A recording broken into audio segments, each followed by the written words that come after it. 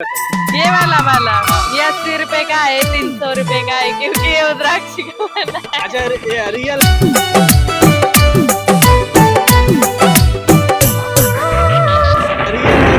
ये रियल है, ओरिजिनल की पहचान होती है। मेला लग गलई मोनालिसा गलई, मेला लग गलई मोनालिसा गलई, कुंभ मेला में माला बेचा गलई, सबके दिल में बस गए कुंभ मेला में।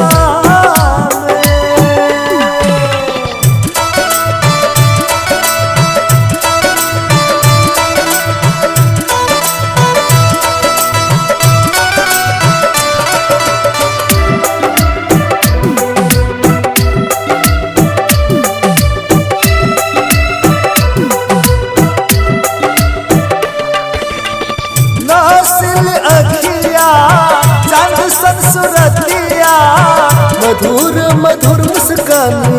कोयल सन बोलिया हो, नासिल अखिया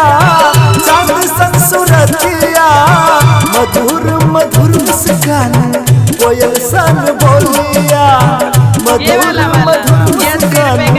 कोयल सन बोलिया। जादू चला गई सबके मन मोहि लेल गई,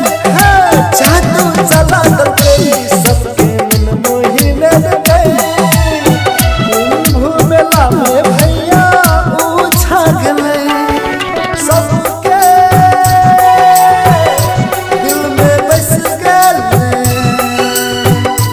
कुंभ मेला में, सबके दिल में बस गए कुंभ मेला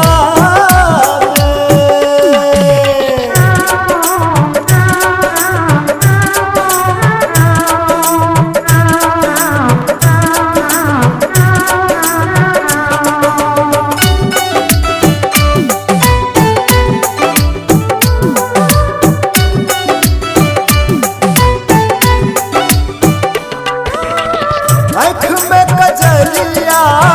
नाक में नथिया, आँख में चमकैया चांद सन बिंदिया हो,